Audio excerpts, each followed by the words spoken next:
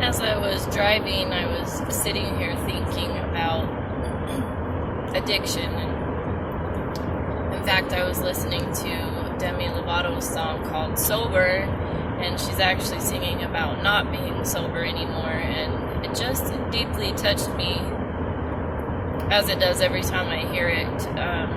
I think mostly because I know that pain and I know how it feels to fall over and over again, to go from being sober to not sober. Just that pain, and to know the desperation that I think I feel every time I hear that song. And it made me think about how, for one, I want to be able to share my experiences with others that suffer, and to offer empathy, maybe hope or help. And I was thinking about,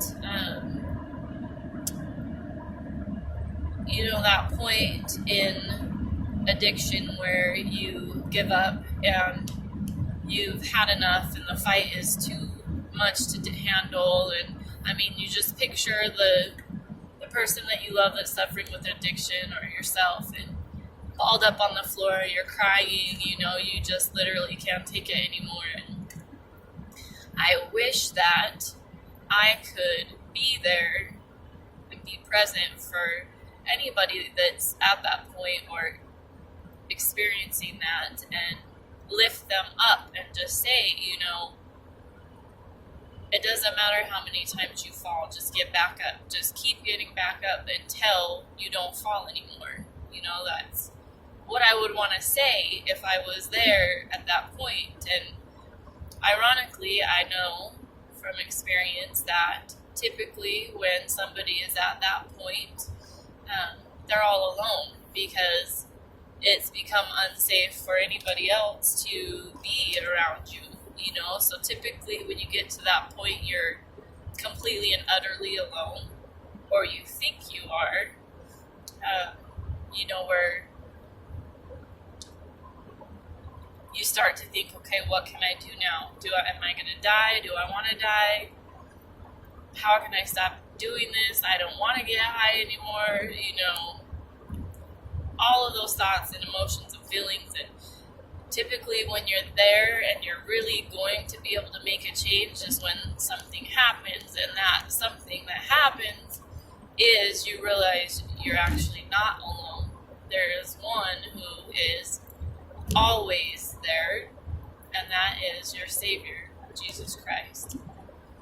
Until you know that, you're going to continue to suffer. And even when you do know that, the road is still going to be hard, but it's a whole lot easier to get back on that straight and narrow when you realize you're not alone and you have your brother standing beside you.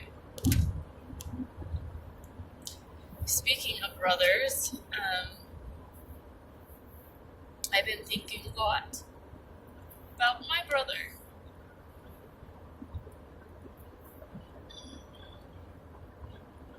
Who would have been 30 years old this month. But he lost his life on New Year's Eve.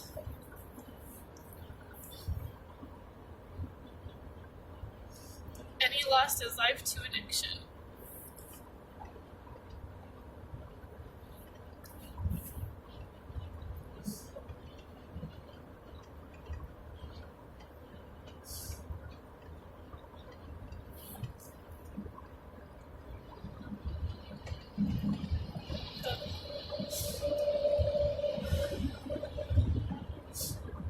When I got sober, I had to cut my brother out of my life.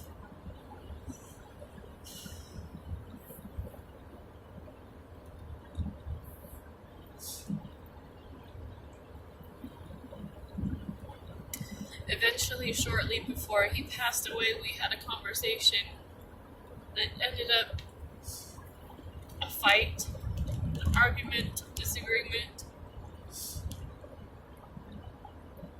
And I told him I knew that he would use it because he still wasn't able to take accountability for his actions. And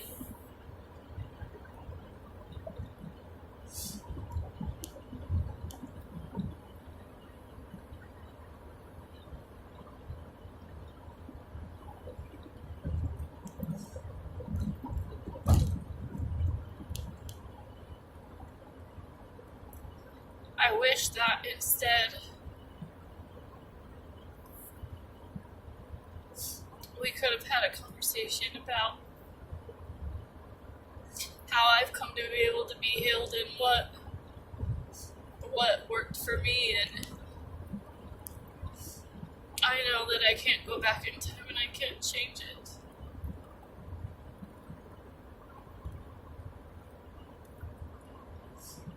But that's something that I wished I had shared with my brother before he passed away.